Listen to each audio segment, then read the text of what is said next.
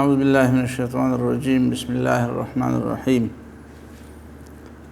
وَإِذْ قَالَ رَبُّكَ لِلْمَلَائِكَةِ إِنِّي جَاعِلٌ فِي الْأَرْضِ خَلِيفَةً وقال تبارك وتعالى الذين إن مكناهم في الأرض أقاموا الصلاة وآتوا الزكاة وأمروا بالمعروف ونهوا عن المنكر ولله عاقبة الأمور وقال تبارك وتعالى وعد الله الذين آمنوا منكم وعملوا الصالحات ليستخلفنهم في الأرض كما استخلف الذين من قبلهم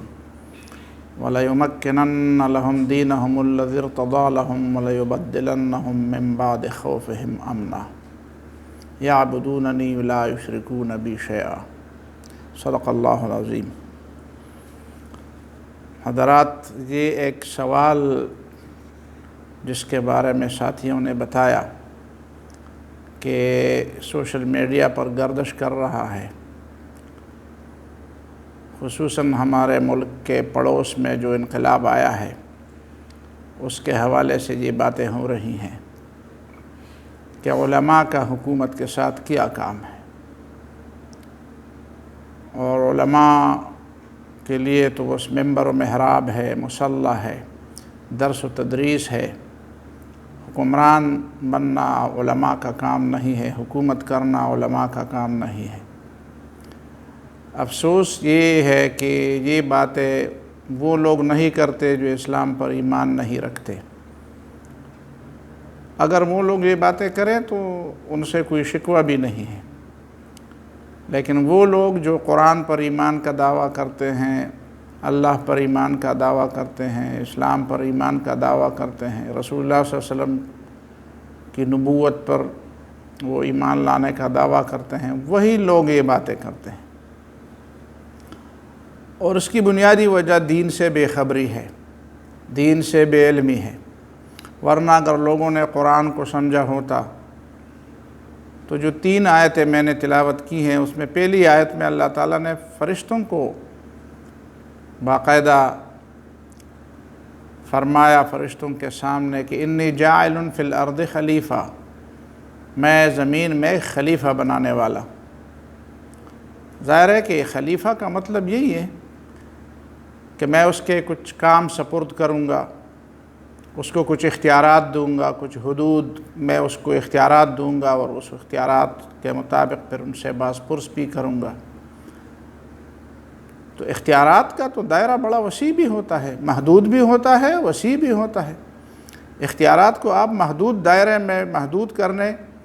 کہ بس ایک انسان کی خلافت کا معنی صرف یہی ہے کہ وہ اپنے آپ کا خلیفہ ہے، تو حدیث میں تو اس کی تشریح فرمائی گئی ہے کہ الا کلکم راع وکلکم مسئول عن رعیتہ،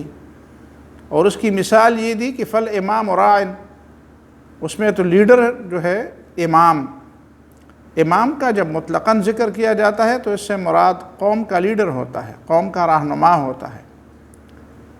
تو فالامام راع، امام کی مثال بھی چرواہے کی ہے، اس سے بھی پوچھا جائے گا۔ اسی طرح جو دوسری آیت میں نے تلاوت کی الذین ان مکناہم فی الارض اقاموا الصلاۃ وآتوا الزکاۃ وامروا بالمعروف ونہوا عن المنکر، کہ یہ صحابہ جو اپنے گھروں سے بلا وجہ نکالے گئے صرف اس گناہ پر کہ وہ اپنے رب کو اپنا الہ سمجھتے ہیں، اللہ تعالیٰ کو اپنا رب سمجھتے ہیں، یہ ان کا گناہ ہے۔ تو یہ وہ لوگ ہیں کہ اگر ہم ان کو زمین میں قوت بخشیں، مکناہم، اقتدار بخشیں، تمکین فی الارض کا مطلب ان کی جڑیں مضبوط کر دیں، ان کو قوت بخش دیں، تو یہ کیا کام کریں گے؟ اقام الصلاۃ، وہ نماز کا نظام قائم کریں گے، وآتوا الزکاۃ، زکوٰۃ کا نظام قائم کریں گے، وامروا بالمعروف ونہوا عن المنکر، معروفات کا حکم دیں گے، عام کریں گے، نیکیوں کو، بھلائیوں کو، منکرات اور فواحش کو روکیں گے۔ تو اگر یہ کام تمکین فی الارض اور اقتدار کے بغیر ہو سکتے ہیں تو پھر اس کی کیا ضرورت تھی؟ ہماری سمجھ میں تو یہ بات بہت لوگوں کی سمجھ میں نہیں آتی، کہتے ہیں نمازیں تو ہم پڑھتے ہیں، تو اگر ہم نمازیں پڑھتے ہیں اور ہمارے نمازوں کے پڑھنے کو اقامت صلاۃ کہتے ہیں تو پھر اسلامی حکومت کی جو ذمہ داری لگائی گئی ہے، پہلی ذمہ داری کہ اقام الصلاۃ، وہ نماز قائم کریں گے، تو پھر اس کا کیا فائدہ؟ نماز کے بغیر، حکومت کے بغیر لوگ نمازیں پڑھتے، اس کا مطلب یہ ہے کہ وہ اقامت صلاۃ نہیں ہے۔ تو اس پہ سوچنا چاہیے لوگوں کو کہ اسلامی حکومت کی ذمہ داری لگا، ہر نمازیں تو ہمارے ہاں ہوتی ہیں، لیکن کیا وہ نمازیں اقامت صلاۃ کے مفہوم میں شامل ہیں کہ جس کی مرضی ہو پڑھی جائے، جس کی مرضی ہو نہ پڑھے، پڑھنے والے اور نہ پڑھنے والے دونوں برابر ہوں؟ اسلامی حکومت میں اور مسلمانوں کی حکومتوں میں ان لوگوں کو بھی عہدے دیا جائے جو نماز سے بالکل بے خبر ہیں، اور ان لوگوں کا کوئی بھی میرٹ نہیں ہے، میرٹ میں ان کے کوئی نمبر نہیں ہے جو نمازیں پڑھتے ہیں، جو دین کا معروفات کا خیال رکھتے ہیں، منکرات سے اپنے آپ کو بچاتے ہیں، زکوٰۃ دیتے ہیں۔ مطلب یہ ہے کہ یہ لوگ کہتے ہیں یہ اخلاقیات ہیں، تو یہ کیسے اخلاقیات ہیں کہ جہاں پہ جھوٹ بولنے والا اور سچ بولنے والا برابر ہے، جہاں پہ نیکیاں کرنے والے اور برائیاں کرنے والے برابر ہے؟ نہیں، اقامت صلاۃ کا مطلب یہی ہے کہ ایسا نظام ہوگا، ایسی حکومت ہوگی کہ جہاں پہ نیکیاں کرنے والے اور برائیاں کرنے والے برابر نہیں ہوں گے، نمازیں پڑھنے والے اور نمازیں نہ پڑھنے والے برابر نہیں ہوں گے، زکوٰۃ دینے والے اور زکوٰۃ نہ دینے والے برابر نہیں ہوں گے، ان میں فرق ہوگا۔ اور یہ جو قرآن مجید نے سورہ نور میں فرمایا، وعد اللہ الذین آمنوا منکم وعملوا الصالحات لیستخلفنہم فی الارض، اللہ نے وعدہ کیا ہے کہ ان لوگوں کو جو ایمان لانے والے ہیں ان کو زمین کی خلافت عطا فرمائے گا، کما استخلف الذین من قبلہم۔ لوگ اس پر اعتراض کرتے ہیں کہ یہ تو اللہ تعالیٰ کی طرف سے وعدہ ہے، کوئی مطلوب چیز تو نہیں ہے، تو جنت کا بھی تو اللہ تعالیٰ نے وعدہ فرمایا ہے، وعد اللہ الذین آمنوا وعملوا الصالحات منہم مغفرۃ واجرا عظیما، تو جنت کا بھی تو اللہ تعالیٰ نے وعدہ فرمایا ہے، تو پھر اس کے لیے بھی کچھ کوشش نہ کرو، اللہ تعالیٰ نے دے دیا تو دے دیا، نہ دیا تو پھر آپ جنت مانگتے کیوں ہیں؟ اللہ تعالیٰ نے بنی اسرائیل سے وعدہ کیا تھا کہ یا قوم ادخلوا الارض المقدسۃ التی کتب اللہ لکم، اس فلسطین میں داخل ہو جاؤ جو اللہ نے تمہارے لیے لکھ دی ہے بشرط جہاد، تو بشرط جہاد لکھ دی تھی، اور جب انہوں نے جہاد چھوڑ دیا فإنها محرمۃ علیہم 40 سنۃ یتیہون فی الارض، پھر 40 سال تک در بدر کی ٹوکرے کھاتے رہے، اور وہ مسلمانوں کے ساتھ وعدہ تھا۔ اب چونکہ وہ مسلمان نہیں ہے تو ان کے ساتھ وہ وعدہ نہیں ہے، وہ وعدہ اسلام کی بنیاد پر تھا۔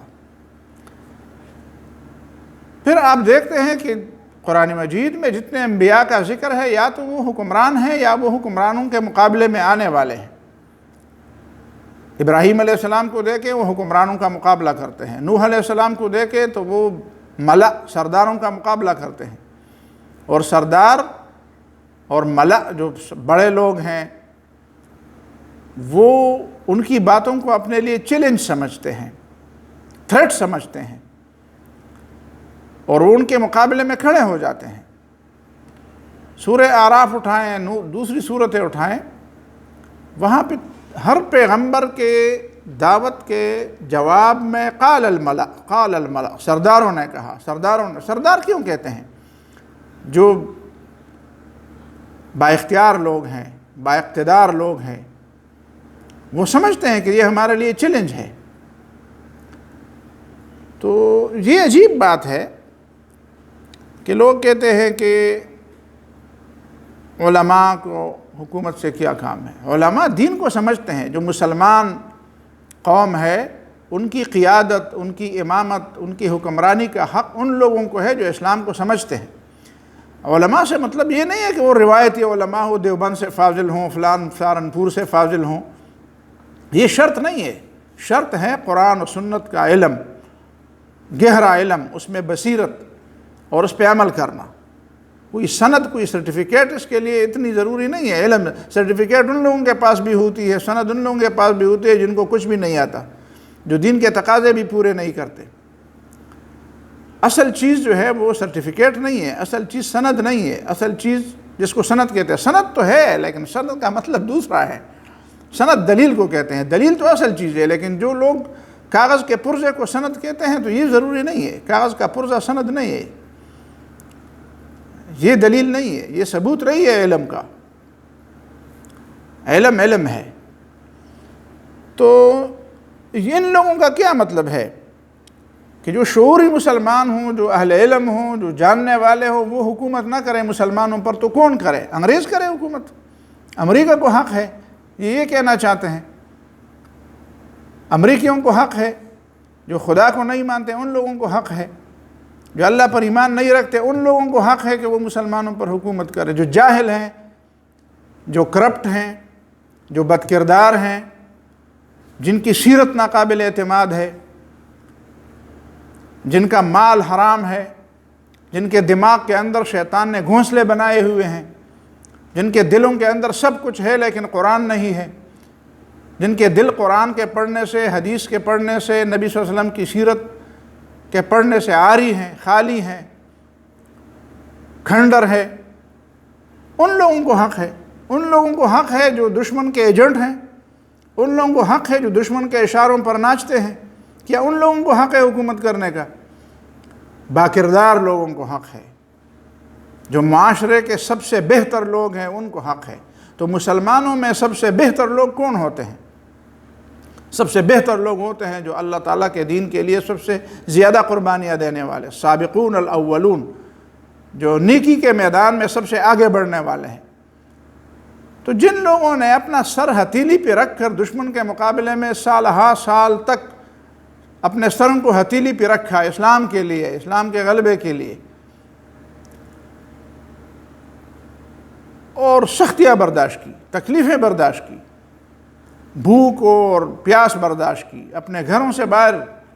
رہنا برداشت کیا، ہجرت کی اور تکلیفیں اٹھائی، راتوں کو جاگتے رہے، خطرے کے ساتھ ہمیشہ خطرے کی حالت میں رہے، جیلوں میں رہے، تو کیا ان لوگوں کو جو یہ سند ہے نا ان کے لیے، یہ ثبوت ہے اس بات کا کہ یہ لوگ اللہ کو چاہتے ہیں، یہ لوگ اللہ کو پسند ہیں۔ اور پھر اللہ تعالیٰ نے دکھا دیا کہ انہوں نے پوری دنیا کی ٹیکنالوجی کو شکست دی، پوری دنیا کی فوجوں کو شکست دی، پوری دنیا کی اتحادی قوتوں کو شکست دی، ان کے علم کو شکست دی۔ ان کے جو علم تھا نا، یہ جو تجزیے کرتے تھے، یہ جو کتابیں بھر کر اور صفحات سیاہ کر کے جو تجزیے کرتے تھے، سارے تجزیے غلط ثابت کر دیے، ساری ٹیکنالوجی کے بتوں کو توڑ دیا۔ معلوم ہوا کہ ٹیکنالوجی پر اتنا وہ اعتماد نہیں کرنا چاہیے، اصل چیز عقیدہ ہے، اصل چیز کردار ہے، اصل چیز قربانی ہے، اصل چیز اللہ تعالیٰ پر ایمان ہے۔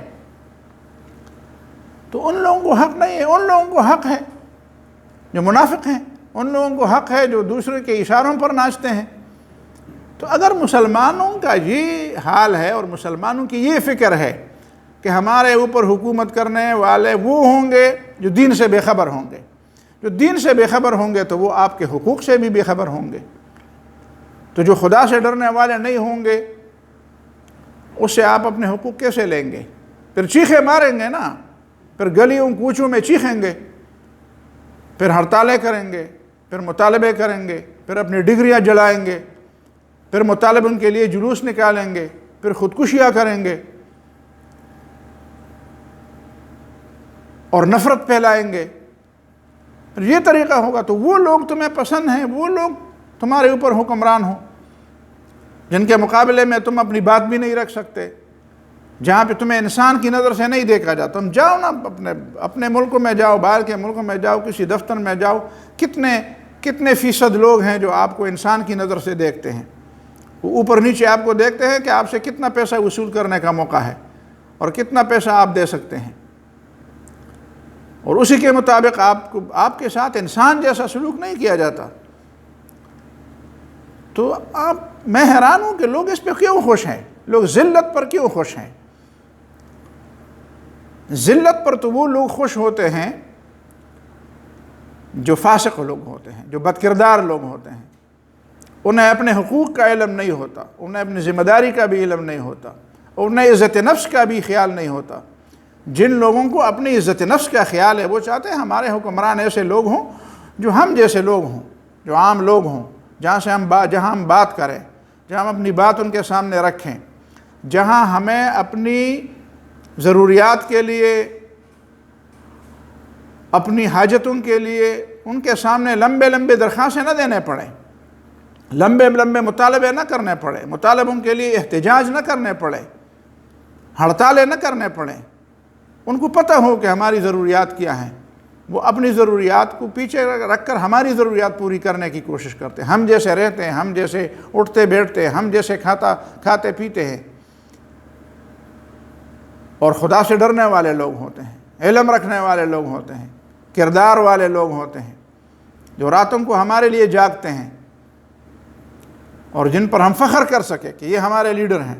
ان لوگوں کو آپ لیڈر بنانا چاہتے ہیں، ان لوگوں کو جب آپ سمجھتے ہیں کہ وہ ہمارے حکمران بنے، جن پہ آپ لعنت بھیجیں، جن کے لیے آپ بد دعائیں کریں، جن کی آپ غیبتیں کریں، جن کے کردار مشکوک ہوں، جن پر آپ دن رات تبرہ بھیجیں، تو میں سمجھتا ہوں ایک عام مسلمان کو ان باتوں پر سوچنا چاہیے، خدا کا شکر ادا کرنا چاہیے کہ کچھ ایسے لوگ ہیں جو بالکل عام لوگ ہیں، جو امریکہ برطانیہ میں نہیں رہے،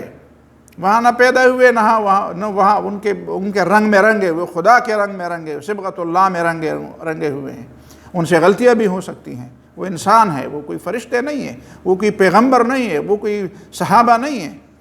ان سے غلطیاں ہوں گی، بڑی غلطیاں بھی ہو سکتی ہیں، چھوٹی غلطیاں بھی ہو سکتی ہیں۔ ہمارا فرض ہے کہ ہم ان کے لیے دعائیں کریں، ان کے لیے نیک تمنائیں دل میں رکھیں، ان کے حق میں فضا ہموار کریں، اور ان کی کمزوریاں جو غلطیاں ہیں ان پہ ان کو بتائیں بھی، جس کا بس چلے اور جس کا کوئی رابطہ ہو، جس کا کوئی طریقہ ہو تو بتائیں بھی۔ آپ اپنے ملک کے دیکھو، فرعونوں کو دیکھو، چھوٹی سی کرسی ایک انسان کو ملتی ہے، فرعون بن جاتا ہے، اس پہ کوئی تنقید نہیں کر سکتا، کوئی اس کے مرضی کے خلاف بولے تو پھر وہ اپنی کرسی کا سارا زور اس کے خلاف استعمال کرتا ہے۔ جائے پوچھے لوگوں سے کہ جن لوگوں نے حق بولا، جن لوگوں نے سچ بولا، وہ سچ بولنے والوں کا پھر انجام کیا ہوا، وہ سچ بولنے والا پھر اس کو ایسے حالات کا سامنا کرنا پڑا کہ وہ دوسروں کو نصیحت کرتا ہے کہ یار یہاں پہ رہنا ہے تو پھر سچ نہ بولو، بس جو لوگ کرسی نشیں ہیں انہیں سلام کرو۔ وہ کہتے ہیں نا، شاعر نے کہا کہ بقول شیخ طریقت نجات ہے اس میں، جو لوگ کرسی نشیں ہیں انہیں سلام کرو، پر ان کی چاپلوسی کرو، ان کا تملق کرو، ان کے ارد گرد طواف کرو، ان کی ہر بات کے ہاں میں ہاں ملاؤ۔ ایسے لوگ آپ کو چاہیے کہ آپ کے حکمران ہوں، جس کے سامنے آپ حق بات نہ کر سکیں، جس کے سامنے آپ اپنا مطالبہ رکھتے ہوئے بھی ڈریں، اور جو بغیر چیختے چلاتے، بغیر گلی کوچی اور بغیر سڑکیں بند کرتے اور بغیر احتجاج کر کے آپ کو اپنا حق بھی نہ ملے، تو خدا کا خوف کرے، خدا کا خوف کرے۔ ایسے لوگوں کے مقابلے میں آپ اللہ کا شکر ادا کریں کہ چلو مسلمانوں کا کوئی خطہ بھی ایسا ہے جہاں پہ ایسے لوگ آئے ہیں جو عام لوگوں کے درد کو سمجھتے ہیں، جو خدا سے ڈرنے والے ہیں، جو قوم کے مال کو امانت سمجھ کر اس کا استعمال کرتے ہیں، جو اپنی ذات پر بھی وہ حرام کرتے ہیں، جو ناجائز مال ہے وہ اپنی ذات پر بھی، اپنی اولاد پر بھی حرام کرتے ہیں، اور وہ قوم کا مال سمجھتے ہیں، امانت سمجھتے ہیں، خدا کی امانت سمجھتے ہیں۔ تو صحابہ کرام میں بھی ایسا ہوا، انبیاء میں ابراہیم علیہ السلام کا ذکر میں نے کیا، موسیٰ علیہ السلام کا ذکر کیا جو حضرت ہارون علیہ السلام سے مل کر فرعون کے دربار میں گئے،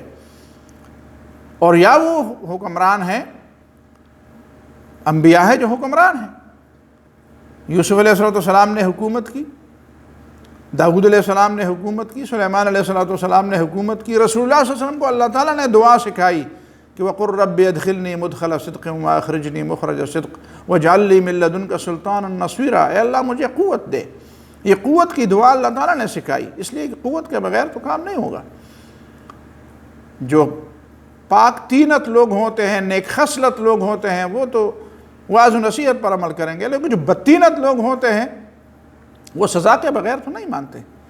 اور مانتے یا نہ مانتے ہیں سزا دے کر ان کو ایک معاشرے سے تو الگ کیا جا سکتا ہے کہ وہ معاشرے کو برباد تو نہ کریں، وہ خود ٹھیک نہ ہوں تو نہ ہوں، معاشرے کو برباد کرنے کا ان کو حق تو نہیں ہے۔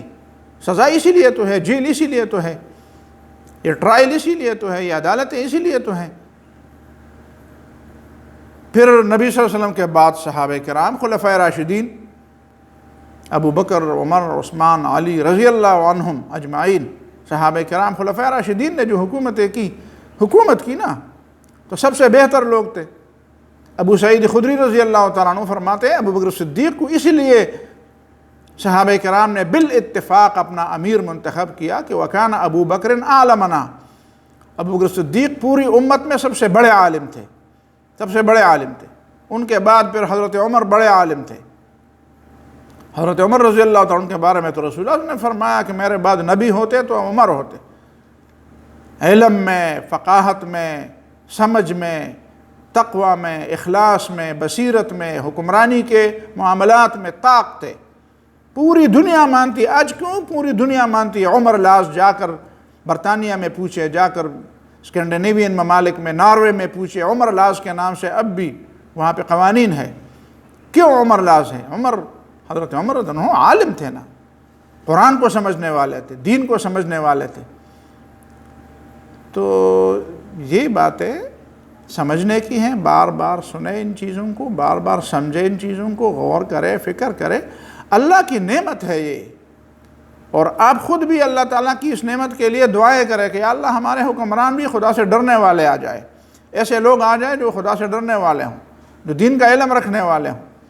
جو مسلمانوں کا درد رکھنے والے ہوں، جو مسلمانوں میں سے ہوں، خدا سے ڈرنے والے ہوں، امریکہ، روس اور چین سے اور انڈیا سے ڈرنے والے نہ ہوں، کسی اور سے بھی ڈرنے والے نہ ہوں، جو آخرت پر عقیدہ رکھنے والے ہوں، جو دنیا پرست نہ ہوں، جو مفسد نہ ہوں، جو کرپٹ نہ ہو، جو قوم کا مال لوٹنے والے نہ ہوں، جو عوام میں سے ہوں، جو پروٹوکول اور سرخ فیتے اور ہٹو بچو اس کے دائرے میں نہ ہوں کہ عوام سے کٹ کر وہ کچھ خدا نعوذ باللہ فرعون بنے ہوں، ان سے ملنا مشکل ہو، درخواستوں پہ درخواستیں، ان سے ملیں گے تو آپ کو ایسا دیکھیں گے جس طرح آپ کوئی اور مخلوق ہے اور وہ کوئی اور مخلوق ہے۔ خدا سے دعا کریں کہ اللہ تعالیٰ ہمیں بھی ایسے لوگ دیں جو ہمارے حقوق کو بھی سمجھے، خدا کے حقوق کو بھی سمجھے، دین کے علم رکھنے والے ہوں۔ تو یہ کون سی بات ہوئی کہ کوئی کہتا ہے کہ دین کا علم رکھنے والا، تو جہالت کا علم رکھنے والا وہ حکمران ہوگا، کفر کا علم رکھنے والا۔ ایک کمیونسٹ ملک میں کوئی سرمایہ دارانہ نظام پر عقیدہ رکھنے والا حکمران ہو سکتا ہے؟ ایک سرمایہ دارانہ نظام کے ملک میں کوئی کمیونزم پر عقیدہ رکھنے والا حکمران بن سکتا ہے؟ تو یہ کون سی بات ہوئی کہ مسلمانوں پر وہ عقیدہ وہ لوگ حکمرانی کا حق رکھتے ہوں جو کم از کم علم نہ رکھتے ہوں، اسلام کا علم نہ رکھتے ہوں؟ یہ کوئی بات ہے؟ یہ تو دیوانوں کی باتیں ہیں، یہ تو عقل کے بالکل عقل سے پیدل لوگوں کی باتیں ہیں جن کو عقل کا کچھ بھی حصہ نہیں ملا ہے۔ جا کر امریکہ میں پوچھو کہ آپ کے اوپر کوئی کمیونسٹ حکمرانی کر سکتا ہے، جا کر چین میں پوچھو کہ آپ پر کوئی سرمایہ دارانہ ذہنیت والا حکمرانی کر سکتا ہے۔ تو پوری دنیا میں صرف یہ مسلمانوں کے لیے ہے کہ بس مسلمانوں پر ہر ایرے غیر نتو خیر حکمران بنے اور باقی لوگوں کے لیے ان کے عقیدے کے مطابق حکمران ہوں۔ تو آپ پھر کیسے مسلمان ہیں؟ ایک مسلمان کی زبان سے پھر یہ بات کیسے نکلتی ہے؟ تو میں سمجھتا ہوں ذرا ہوش کے ناخن لے، اللہ تعالیٰ سے توبہ کرے، استغفار کرے، معافی مانگے، سمجھنے کی کوشش کرے، اور اللہ تعالیٰ سے توفیق کی بھی کوشش کرے، اور ان ملکوں کا اسلام، مسلمان ملکوں کے جتنے بھی مسائل ہیں ان سب کا حل یہ صرف اسی بات میں ہے کہ آپ کے حکمران درست ہوں، آپ کے حکمران اچھے ہوں، آپ کے حکمران نیک ہوں۔ اور میں آخر میں امام غزالی کی بات ختم کروں گا اور ایک شکوہ بھی کروں گا کہ امام غزالی فرماتے ہیں لوگوں کی خرابی، عوام کی خرابی کی بنیاد اور وجہ حکمرانوں کی خرابی ہے، اور حکمرانوں کی خرابی کی وجہ علماء کی خرابی ہے۔ علماء دو قسم کے کام کر سکتے ہیں، حکمرانوں کی اصلاح بھی کر سکتے ہیں اور عوام کی اصلاح بھی کر سکتے ہیں۔ جہاں پہ حکمران عوام میں سے اٹھے وہاں پہ علماء کی ذمہ داری یہ ہے کہ وہاں پہ عوام کی تربیت کرے، وہاں پہ تعلیم درست دے رہے، درست طریقے سے، کردار کے ذریعے سے۔ تو آپ اگر کردار کے ذریعے سے قوم کے بچوں کی تربیت کریں گے تو یہ بچے بڑے ہوں گے، حکمران ہوں گے، کسی بھی طریقے سے حکومت کے کسی منصب پر آئیں گے تو درست کام کریں گے۔ اور جو ابھی حکمران ہیں ان کے سامنے بھی آپ کلمہ حق کہہ دیں، تو یہ ان کی بھی ذمہ داری ہے، سب کو اللہ تعالیٰ اپنی ذمہ داری کی ادائیگی کی توفیق عطا فرمائے۔ یہ چند باتیں ضروری تھی۔ اقول قولی ھذا واستغفر اللہ لی ولکم ولسائر المسلمین فاستغفروہ انہ ھو الغفور الرحیم۔ شکریہ جناب۔